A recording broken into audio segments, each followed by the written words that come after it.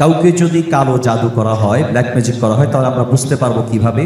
এবং এই কালো জাদু থেকে বাঁচার উপায় কি? কোনো আলেমের কাছে যেতে হবে নাকি নিজে নিজে আমল করলেই চলবে? ভাইরা আমার, কাকে কালো জাদু করা হয়েছে কাকে করা হয় নাই, এটা বোঝাটা খুবই সিম্পল এবং খুবই সহজ একটা ব্যাপার। বিশেষ করে কিছু আলামত আছে যে আলামতগুলো খুব সহজেই দেখে বোঝা যায় এই লোকটা ব্ল্যাক ম্যাজিকের রোগী বা জাদুর রোগী। আপনারা জানেন যে আমাদের সমাজের এক শ্রেণীর মানুষ এই কালো জাদুতে বিশ্বাস করে না।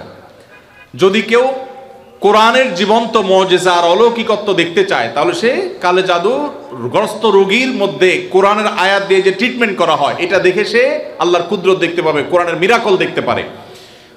তো কালো জাদু এটা কোনো মানুষকে আক্রান্ত করলে সচরাচর সাধারণত কোনো ওষুধে কোনো কাজ হয় না, কোনো চেক আপে কোনো রোগ ধরা পড়ে না, দিন দিন অসুস্থ হয়ে যায়, খুব ভয়ঙ্কর একটা পর্যায়ে চলে যায়। একটি বর্ণনা আছে কালো জাদু এটা মানুষকে কবর পর্যন্ত আর ওঁটকে পাতিল পর্যন্ত নিয়ে যায়, তার মানে শেষ করে ফেলে দেয়, নানা রকমের ক্ষতিগ্রস্ত মানুষকে করে।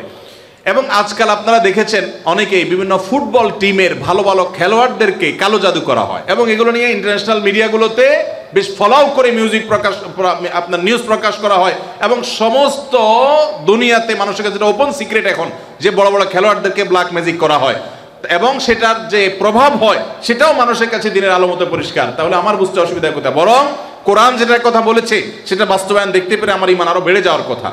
কিছু মানুষ আছে যে কোনো রোগ ধরা পড়ে না কিন্তু অসুস্থ হয়ে যাচ্ছেন, অস্বাভাবিক পর্যায়ে হয়ে যাচ্ছেন, এরকম বিষয়গুলো কালো জাদুর আক্রান্ত হওয়ার আশঙ্কা অনেক বেশি। ঠিক একইভাবে অনেকের অতিরিক্ত হাই আসে, সীমাতিরিক্ত হাই আসে। হাই তোলাটা কিছু একটা লিমিটেশন আছে যে এই পর্যন্ত হাই তোলা এটা স্বাভাবিক, কিন্তু যখন অস্বাভাবিক পর্যায় পর্যন্ত চলে যাবে তখন সেটা কোনো কোনো ক্ষেত্রে ব্ল্যাক ম্যাজিকের রোগী হওয়ার আলামত থাকে। দিন দিন শুকায় যাওয়া, নানা রকমের পরিস্থিতি আছে। সবচেয়ে বড় পরীক্ষা করার উপায় হলো সূরা বাকারা সহ বিভিন্ন রুকিয়ার অ্যাপস চালু করে দিলে, ভিডিও চালু করে দিলে, তেলাওয়াত চালু করে দিলে যদি এটা শোনার পরে অস্থির হয়, পেরেশান হয়, তাহলে এই লোকটার মধ্যে কালো জাদুর আশঙ্কা অনেক জোরালো, যে সে সহ্য করতে পারে না তেলাওয়াত। একজন সাদা মানুষ মুসলমান সহ্য করে কিন্তু সে তেলাওয়াত বন্ধ করতে পারে, আজান সহ্য করতে পারে না। এরকম বিষয়গুলো সাধারণত ব্ল্যাক ম্যাজিক কাউকে করা হয়েছে তার একটা আলামত হয়। সবচেয়ে ভালো হয় ভালো কোনো রাকির কাছে গেলে তারা এটাকে অ্যাসেসমেন্ট করতে পারে বিভিন্নভাবে এবং ধরা পড়ে যে তার কালো জাদু হয়েছে কি হয় নাই। আজকাল এই আপনার রাকিদের নামে অনেক লোকজন আছে যারা কবিরাজি করে, উল্টাপাল্টা পদ্ধতি করে, ভালো মানুষও কালো জাদুর রোগী বানায় দেয়। অনেকে আছে নাম বাপের নাম বললে বলে দেয় যে জাদু করছে কি করছে না, এগুলো সবই বোগাস এবং এগুলো কোনো সঠিক পদ্ধতি না। আমার পরিচিত একজন বলল যে আমার এক দাদা বহু আগে মারা গেছেন, তো এরকম এক কবিরাজের কাছে যাই বললাম আমার দাদার নামে এটা, তার বাপের নামে এটা, দেখেন তো তার কোনো জাদু টাদু আছে কিনা। বলে হায় হায় রে, শেষ করে ফেলছে, তো আর বেশি দিন বাঁচবে না, অথচ উনি মরে শেষ।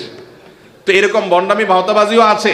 এই জন্য যারা কোরআন হাদিসের আলোকে রুকিয়া করে, ঝাড়ফুঁক করে, এরকম মানুষদের শরণাপন্ন হবেন। এই সমস্ত প্রশ্ন উত্তর দেওয়ার কারণে আমার কাছে সব ঝাড়ফুঁক নিতে আসে। আমি কোনো রাখি না ভাই, আমি নিজে অন্যদের কাছে ঝাড়ফুঁকের আমলটা নিতে হয়, অ্যাডভাইসটা নিতে হয়। ভাইয়ের আমার মনে হয় শেষ করা দরকার নাকি? আচ্ছা, শেষটা বলেন। আমার শ্বশুরবাড়ির লোকজন আমার স্ত্রীকে জোর করে আমার কাছ থেকে আলাদা রাখে, অথচ আমার স্ত্রী আমার সাথেই থাকতে চায়, এক্ষেত্রে আমার করণীয় কি? আপনার ও প্রশ্ন ঠিক আছে ভাই। অনেক কমবক্ত বাপ মা আছে, হতভাগা বাপ মা আছে, কপাল পোড়া। মেয়ে স্বামীর সংসার করতে চায় কিন্তু বাপ মা বাধা দেয়, আছে না নাই?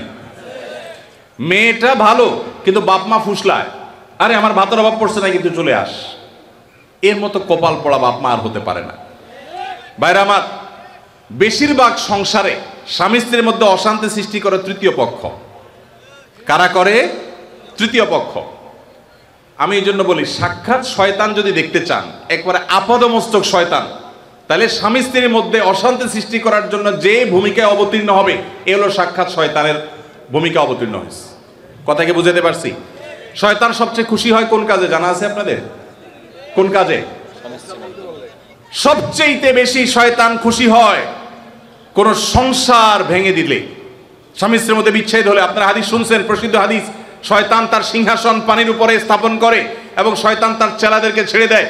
চেলারা সারাদিন আকাম কুকাম করে সারাদিন অপকর্মের পরে ফিরে এসে তাদের দলনেতাকে বলে আমি একজনকে খুন করিয়েছি একজনকে দিয়ে, আরেকজনকে দিয়ে একটা মিথ্যা বলিয়েছি, আরেকজনকে দিয়ে মাদকাসক্ত করিয়েছি, আরেকজনকে দিয়ে অমুক জেনা করিয়েছি, তখন শয়তান বলে হ্যাঁ অবশ্যই কিছু না কিছু করেছ। কিন্তু যখন কোন শয়তান এসে বলে একজন স্বামী স্ত্রীর মধ্যে বিচ্ছেদ ঘটায় দিছি, তখন শয়তান বলে তুমি সবচেয়ে বড় কাজ করছো, সে সবচেয়ে বড় খুশি হয়। যে সমস্ত পুরুষেরা মহিলাদেরকে অথবা পুরুষদেরকে উস্কায়, দেখবেন যে অনেক মহিলাকে যায় অনেকে বলে ভাবি আপনার মতো মানুষের সাথে ভাই রাগ করে কেমনে, মানে আপনার মতো এত ভালো এত ভদ্র এত রূপবতী মানুষটার সাথে রাগ করে যে কেমনে, এত পাষাণ সে কিভাবে হয়, বুঝবেন যে এই লোক হলো সাক্ষাৎ ইবলিস।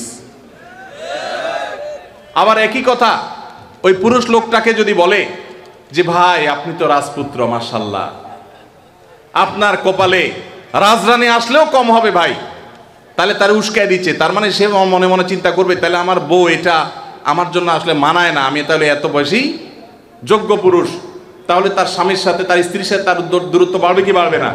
তাহলে এই যে পামপট্টিটা দিল, এই পামপট্টি দেওয়া লোকটা হলো সাক্ষাৎ ইবলিসের ভূমিকা অবতীর্ণ হয়েছে। অতএব খবরদার, স্বামী স্ত্রীর মধ্যকার অশান্তি সৃষ্টি করার জন্য কেউ তৃতীয় পক্ষের ভূমিকা রাখবেন না। এমনকি সেটা যদি বাপমাও যদি হয়, সে বাপমা আল্লাহর কাঠগড়ার আসামি হবেন। বহু ছেলেদের বাপ আছেন, ছেলেদের মা আছেন, শ্বশুর শাশুড়ি আছেন, বৌমার ব্যাপারে ছেলের কান ভারী করে দেয়, আছে না নেই? ছেলেটা থাকে বিদেশ, তার কানটা ঝালাফালা করে দেয়। এরা সবাই কিয়ামতের ময়দানে আল্লাহর কাছে আসামি হবে। খবরদার, এরকম কোনো ষড়যন্ত্র করা যাবে না। চেষ্টা করতে হবে স্বামী স্ত্রীর মধ্যে মনোমালিন্য হলে সেটাকে আরো দূর করে দিতে হবে, সেটা আরো দূর করে দিতে হবে। আল্লাহ আমাদেরকে তৌফিক দান করুন। মসজিদের ইমাম সাহেবরা যারা আছেন, ফ্যামিলি কাউন্সিলিং করবেন।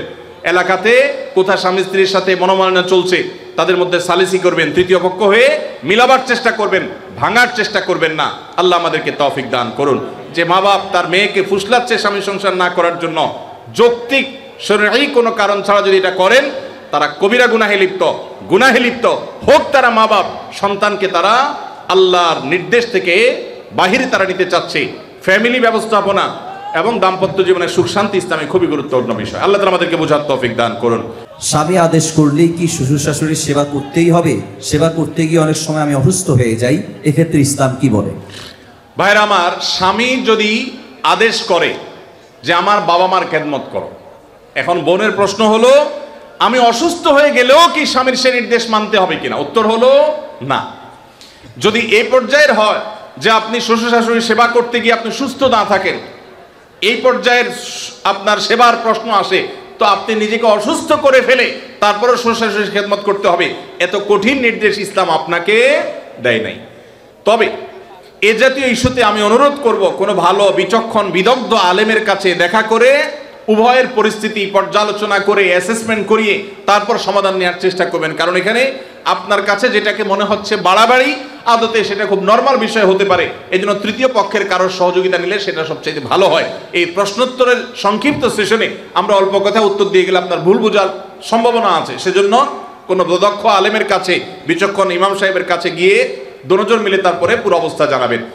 শরীয়ত মৌলিকভাবে মেয়েদের জন্য শ্বশুর শাশুড়ির খেদমত করাকে ফরজ ওয়াজিব করে নাই, কিন্তু স্বামীর প্রতি তার যে শ্রদ্ধা ভালোবাসার দাবি আছে, সেই দাবি থেকে যে স্বামীটা সারাদিন আমার সংসার সন্তানের উন্নতির জন্য কষ্ট করে, সেই স্বামীটার অগোচরে তার উপরে কর্তব্য তার বাপ মার সেবা করা। তিনি যেহেতু আমার কাজে গেছেন, আমি তার জন্য একটু হেল্প করলাম, তার হয়ে একটু কাজ করলাম। তাছাড়া মা বাবার মতো বয়সী মানুষ, তারা যখন আশেপাশে তাদের সেবা করার মানসিকতা থাকা দরকার। কিন্তু সেই সাথে এটাও ঠিক যে আমাদের সমাজে অনেক শ্বশুর শাশুড়ি আছে আস্ত জোয়ান তাগড়া সুস্থ সবল, এরপরও সে আশা করে বসে থাকে বৌমা সব করে দিবে। এটা খুব বাজে একটা অভ্যাস। অনেক শ্বশুর শাশুড়ি আছে তারা মনে করে বৌমা ঘরে আসছে মানে হলো কাজের মেয়ে ঘরে আসছে, অতএব আমাদের এটা বাই ডিফল্ট পাওনা হয়ে গেছে। এটা খুবই বাজে একটা উদাহরণ। শ্বশুর শাশুড়িদেরও আল্লাহর কাছে বিচার আছে, তারা জুলুম করলে, সীমালঙ্ঘন করলে তাদেরও দায় আল্লাহ তাআলার কাছে থাকবে। নিজের মেয়েটা তাকে দিয়ে কোনো কাজ করায় না, আরেক ঘরের মেয়ে আসছে তাকে দিয়ে সারাদিন গাদা খাটনি করা, এটা জুলুম। অতএব জুলুমও করা যাবে না, আবার বোনরা শ্বশুর শাশুড়িদেরকে ইগনোরও করবেন না। আল্লাহ তাআলা আমাদেরকে আল্লাহর নির্দেশকে যথাযোগ্যভাবে মানার তৌফিক দান করুন। বেনামাজি মানুষ মৃত ব্যক্তিকে গোসল করাতে পারবে কিনা? মৃত ব্যক্তিকে বেনামাজি গোসল করালে গোসল হয়ে যাবে, কোনো অসুবিধা হবে না। তবে সন্দেহাতীতভাবে এটা মুসলমানদের কর্তব্য। কোনো এলাকাতে কেউ মারা গেলে যারা দিনদার মুসলমান তারা তাকে কবরস্থ করবে এবং তার দাফন কাফনের ব্যবস্থা করবে। কোনো বেনামাজি করলেও আদায় হয়ে যাবে ফরজটা সবার পক্ষ থেকে ইনশাআল্লাহ। বিভিন্ন অ্যাপ ব্যবহার করার কারণে পয়েন্ট দেওয়া হয়ে থাকে, এইসব পয়েন্ট ব্যবহার করে বিভিন্ন অফার নেওয়া যায় হবে কিনা?